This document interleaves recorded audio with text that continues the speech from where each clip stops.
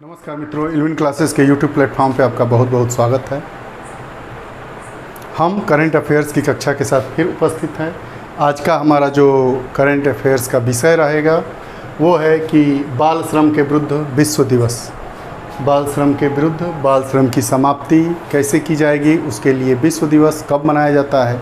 इस वर्ष जो विश्व दिवस मनाया गया था उसका थीम क्या था, भारत में बाल श्रम को रोकने के लिए क्या क्या हमारे संविधान में प्रावधान दिया गया है और अन्य उपाय क्या हैं, इन सभी पर बारी बारी से बात करेंगे। आइए प्रारंभ करते हैं। 12 जून को बाल श्रम के विरुद्ध विश्व दिवस के रूप में मनाया जाता है। पहला प्रश्न है कि बाल श्रम के विरुद्ध विश्व दिवस कब मनाया जाता है। 12 जून को।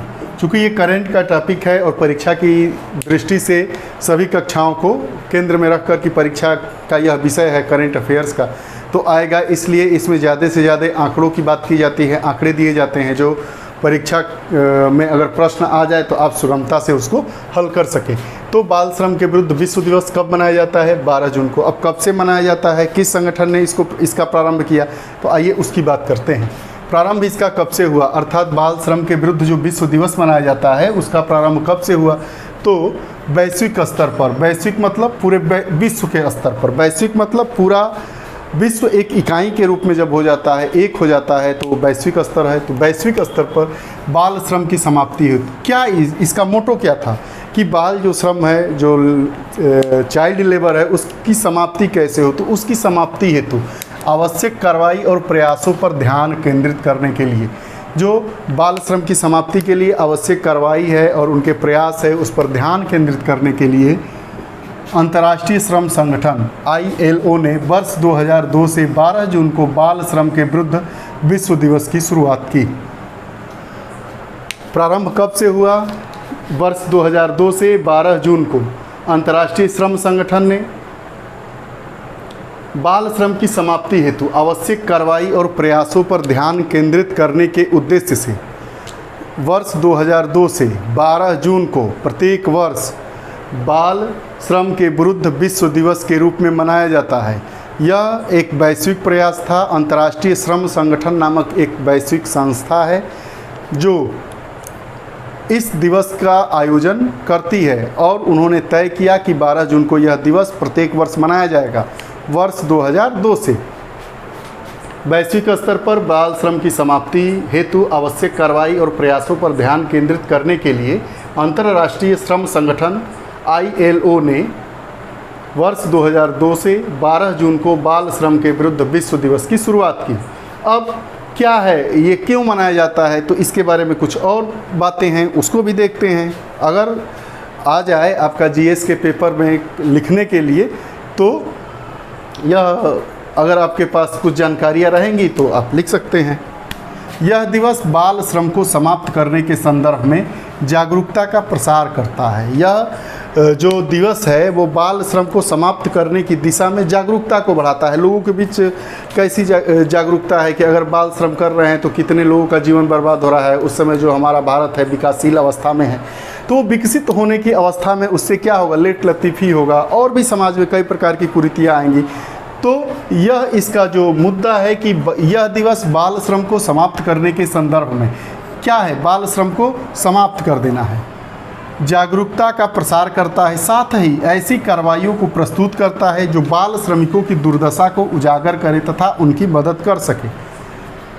यह क्या करता है, दो इसका मुख्य बिंदु है कि जागरूकता का प्रसार करता है और ऐसी कार्रवाइयों को प्रस्तुत करता है जो बाल श्रमिकों की दुर्दशा को उजागर करे और उनकी मदद करे। आप कैलाश सत्यार्थी का नाम सुने होंगे, उनकी संस्था है, NGO है बचपन, तो वो बाल श्रम को बचाने के लिए ही कार्य करते थे, जिनको नोबेल पुरस्कार भी मिला था।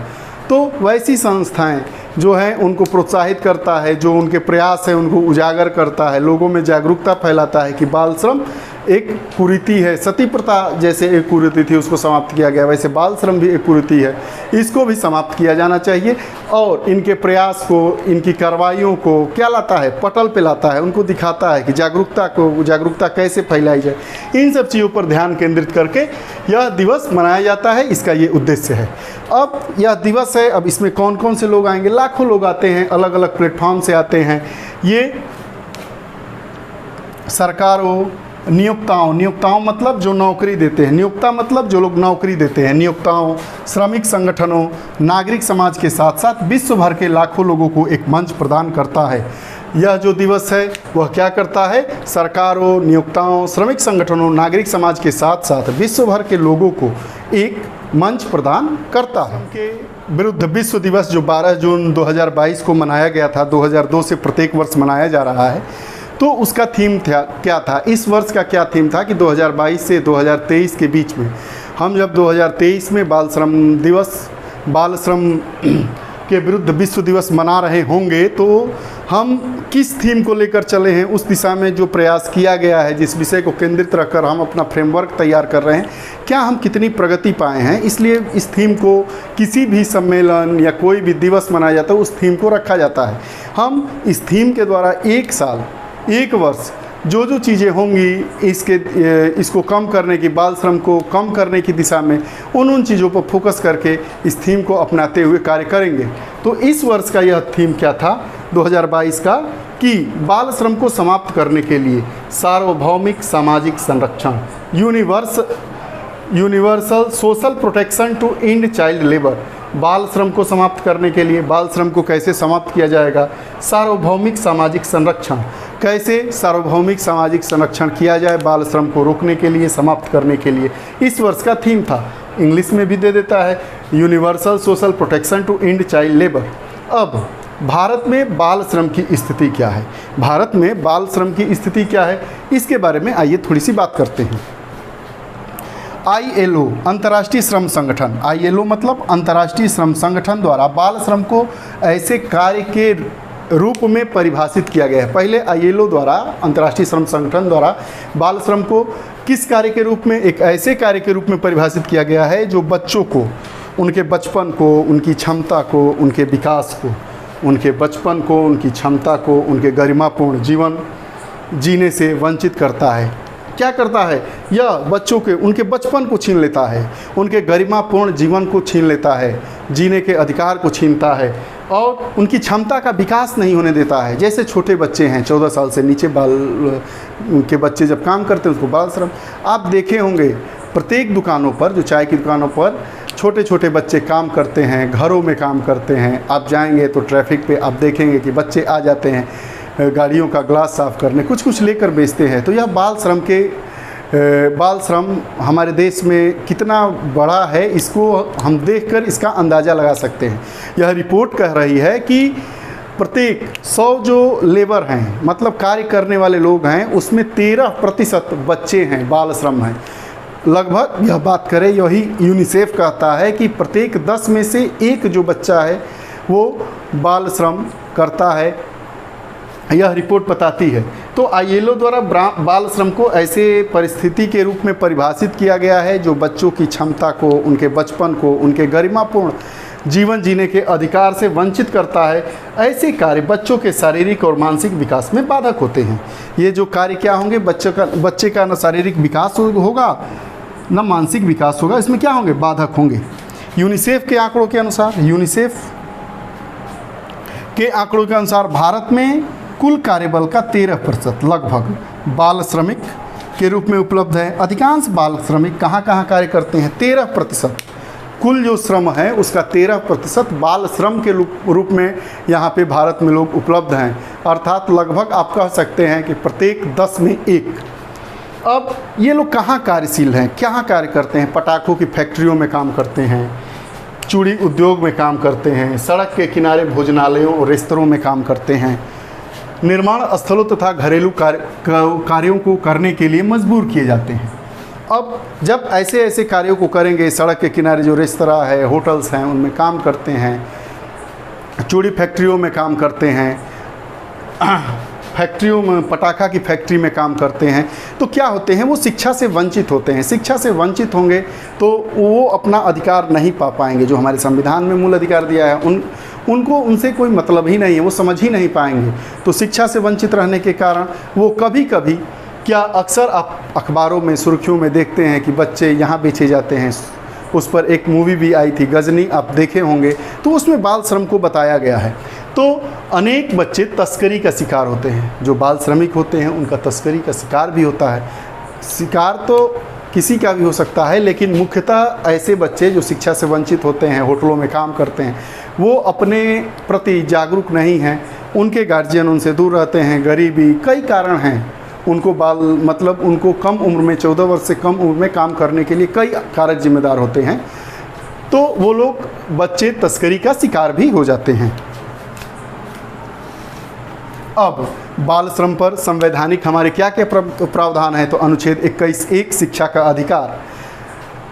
संविधान का 86वां संविधान संशोधन 2003 द्वारा यह उपबंधित किया गया कि राज्य 6 से 14 आयु वर्ष के बच्चों को राज्य 6 से 14 वर्ष के आयु वर्ग के बच्चों को निःशुल्क और अनिवार्य शिक्षा प्रदान करवाएगा। ऐसा इसमें करवाया गया। वह शिक्षा कैसी होगी? निःशुल्क और मुफ्त। निःशुल्क और मुफ्त एक ही बात है। तो अनुच्छेद 21(a) शिक्षा का अधिकार राज्य 6 से 14 वर्ष की आयु के सभी बच्चों को अनिवार्य और मुफ्त शिक्षा प्रदान करेगा। यह कब जोड़ा गया? 86वां संविधान संशोधन द्वारा इसको जोड़ा गया। अनुच्छेद 21 में जीवन जीने के अधिकार में इसको जोड़ा गया कि शिक्षा का अधिकार भी जीवन जीने के अधिकार में है। कई अधिकारों को जोड़ा गया। जब आप हमारी पिछली वीडियोस देखेंगे पॉलिटिकल साइंस की, अभी चूँकि पॉलिटिकल साइंस की वीडियोस इसलिए नहीं आ पा रही है कि यह जो हमारी कक्षा चलती है वो उत्तर प्रदेश का सबसे पूर्वी ज़िला बलिया है, उसमें बंधुचक गाँव है, नगवा गाँव। तो बिजली की समस्या इतनी गंभीर यहाँ पे रहती है, इंटरनेट कनेक्टिविटी नहीं रहता है। आप सुनकर अचंभित होंगे और यह कहना भी थोड़ा अजीब लगता है कि 21वीं सदी में हम लोग हैं, आज़ादी का अमृत महोत्सव मना रहे हैं, लेकिन बिजली की व्यवस्था नहीं है। 2 से 3 घंटे यहाँ पे बिजली आती है, तो वीडियोस बनाने में थोड़ी दिक्कत होती है। यह हमारी समस्या है, लेकिन इन सब समस्याओं से दूर हट के कई वैकल्पिक विकल्प भी हैं हमारे पास, लेकिन सब विकल्प तब सफल होंगे जब विद्युत की उपलब्धता कम से कम इतने देर तक रहे कि इन्वर्टर से बैटरी चार्ज हो जाए, सोलर प्लेट से बैटरी चार्ज हो जाए। वो नहीं हो पाता है, इसलिए वीडियोस थोड़ी कम आ रही है। आप लोगों से क्षमा चाहेंगे, आप लोगों से जो वादा किए हैं उसको नहीं निभा पा रहे हैं, लेकिन हमारा प्रयास है उसको निभाने का। देखिए, अधिकतम मैं चाहता हूँ कि जो मैं कहता हूँ वो करूँ, उस दिशा में मैं लगातार प्रयत्नशील रहता हूँ, कार्यरत रहता हूँ। समस्याएं आपको बताया ही। खैर, आगे देखिए, जो बाल श्रम पर भारतीय संवैधानिक प्रावधान किया गया है उसमें अनुच्छेद 21(a) शिक्षा का अधिकार, इसमें राज्य 6 से 14 वर्ष के आयु वर्ग के बच्चों को निःशुल्क शिक्षा मुहैया कराने का प्रावधान करेगा। उसके बाद अनुच्छेद 23 क्या है? अनुच्छेद हमारा 23 यह कहता है कि किसी भी प्रकार का बलात्श्रम निषिद्ध है। वो चाहे भी किसी भी प्रकार का बलात्श्रम हो। बलात्श्रम मतलब बल के प्रयोग के द्वारा जो श्रम करवाया जाता है वो बलात्श्रम कहा जाता है। तो किसी भी प्रकार का बलात्श्रम निषेध है। अनुच्छेद 24 क्या कहता है कि 14 वर्ष से कम आयु के बच्चे को किसी भी खदान कारखाने में कोई खतरनाक कार्य करने हेतु नियोजित नहीं किया जाएगा। 14 वर्ष से कम आयु वर्ग के बच्चों को खतरनाक कार्यों में नियोजन से प्रतिषेध। 14 वर्ष से कम आयु के बच्चों को किसी भी खदान कारखाने में कोई खतरनाक कार्य करने हेतु नियोजित नहीं किया जा सकता है। अनुच्छेद 39 पुरुष और स्त्री कामगारों को स्वास्थ्य और शक्ति का और बालकों की सुकुमार अवस्था का दुरुपयोग नहीं किया जाएगा। बात समझ रहे हैं? जो पुरुष और स्त्री काम करने वाले लोग हैं, पुरुष और स्त्री जो काम करने वाले हैं, कामगार हैं, को स्वास्थ्य और शक्ति का मतलब उनके स्वास्थ्य और शक्ति का दुरुपयोग नहीं किया जाएगा, उनके स्वास्थ्य के साथ खिलवाड़ नहीं किया जाएगा। यह कैसे? आपको मैं बताता हूँ। अगर कोई महिला प्रेग्नेंट है तो उसको उतना उससे काम नहीं लिया जाएगा कि जिससे आने वाला उसका जो बेबी है उसके स्वास्थ्य पर दुष्प्रभाव पड़े या उस महिला के स्वास्थ्य पर दुष्प्रभाव पड़े। या जो बीमार लोग हैं, काम करते हैं, ऐसे कामगार जो अस्वस्थ हैं, उनके साथ उनकी शक्ति का, स्वास्थ्य का ख्याल रखते हुए कार्य किया जाएगा, दुरुपयोग नहीं किया जाएगा। यह अनुच्छेद 39 कहता है। अनुच्छेद 39 में एक बात और लिखी गई है कि बालकों की सुकुमार अवस्था, छोटे छोटे जो बच्चे हैं, उनका दुरुपयोग नहीं किया जाएगा। अन्य उपबंध हैं, उसको भी देखते हैं। जो हमारा है अन्य उपबंध में बाल श्रम निषेध और अधिनियम 1986 यह क्या कहता है कि 14 वर्ष से कम आयु वर्ग के बच्चों को खतरनाक कार्यों में कार्य करने की मनाही करता है, निषेध है। 14 वर्ष से कम आयु के जितने नियम हैं, 14 वर्ष से कम आयु के। खतरनाक कार्यों में निषेध है। यह बाल श्रम पर राष्ट्रीय नीति 1987 बनाई गई। यह एक कार्य योजना है जो सरकार द्वारा बनाई गई है कि बाल श्रम का क्या ढांचा होना चाहिए, क्या कार्य होना चाहिए। 1988 में NCLP, जिसका पूरा नाम है राष्ट्रीय बाल श्रम परियोजना, यह परियोजना जो है बाल श्रमिकों के पुनर्वास की परियोजना है। यह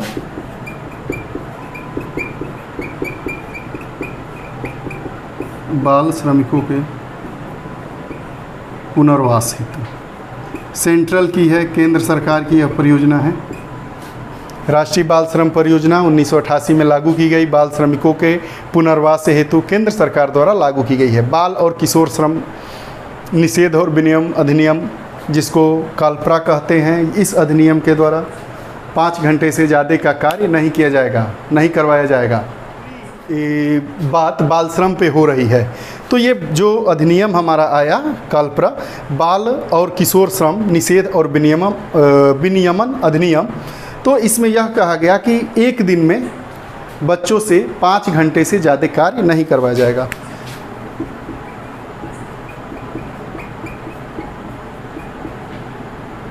पाँच घंटे प्रतिदिन, 5 घंटे प्रतिदिन, इससे ज़्यादा नहीं। और बाल श्रम के प्रभावी प्रवर्तन के लिए एक मंच बनाया गया है, जो एक पेंसिल, इसका पूरा के प्रभावी परिवर्तन के लिए यह मंच है, जिसमें यह प्रयास किया गया है कि जो हमारा समाज हो वो बाल श्रम मुक्त हो। इसके लिए क्या किया गया है, समाज के लोगों को, सरकार को, जिलाधिकारी को, जो संस्थाएं हैं उनको एक मंच पर लाया जाता है और बाल श्रम की समाप्ति कैसे होगी उस बारे में बातें होती हैं और दिशा निर्देशन जारी किया जाता है। आज की यह हमारी पूरी कक्षा बाल श्रम के विरुद्ध विश्व दिवस 12 जून को मनाया जाता है, उससे संबंधित थी।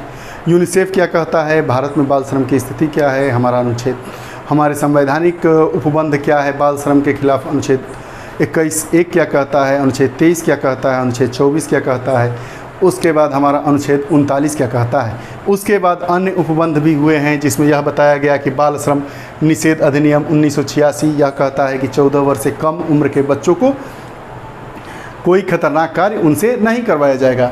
बाल श्रम पर राष्ट्रीय नीति केंद्र सरकार द्वारा लागू की गई। 1987 में एक फ्रेमवर्क तैयार किया गया कि बाल श्रमों पर कैसी नीति होनी चाहिए, उनके बारे में डिटेल से इसमें बात की गई है। उसके बाद राष्ट्रीय बाल श्रम परियोजना NCLP 1988 में लागू हुई। यह बाल श्रमिकों के पुनर्वास हेतु केंद्र द्वारा संचालित की जाने वाली योजना है, जिसका नाम राष्ट्रीय बाल श्रम परियोजना है। बाल और किशोर श्रम निषेध और विनियमन अधिनियम, यह जो अधिनियम है इसे काल्परा कहते हैं। इसके द्वारा यह तय किया गया कि प्रतिदिन बच्चों से 5 घंटे से ज़्यादा काम नहीं लिया जाएगा। उसके बाद बाल श्रम के प्रभावी परिवर्तन के लिए एक मंच, जिसका नाम पेंसिल नाम है इस योजना का। इसमें बाल श्रम को कैसे समाप्त किया जाएगा, बाल श्रम मुक्त समाज की स्थापना के लिए सरकारी संस्थानों को, सरकारों को, राज्य सरकारों को, केंद्र सरकारों को, सामाजिक जो संगठन हैं, NGOs हैं, जो बाल श्रम की दिशा में काम कर रहे हैं, उनको एक मंच पर लाकर बाल श्रम की समाप्ति कैसे की जाए, इनकी बात की जाती है। आप लोगों को यह कक्षा कैसी लगी? अगर अच्छी लगी होगी तो ज़रूर लाइक करिएगा, शेयर करिएगा। अगर आप हमारे नए पाठक हैं, नए दर्शक हैं, तो आपका स्वागत है। इस चैनल को सब्सक्राइब कीजिएगा। आप लोग हमारे साथ जुड़े रहिए, ज़रूर दीजिएगा, कमेंट बॉक्स में अपने विचार ज़रूर दीजिएगा, उससे हमारी कक्षाएं आगे ले चलने में सहायक होती है। आप हमारे साथ बने रहे। आपके उज्जवल भविष्य की ढेर सारी शुभकामनाओं के साथ बहुत बहुत धन्यवाद। नमस्कार।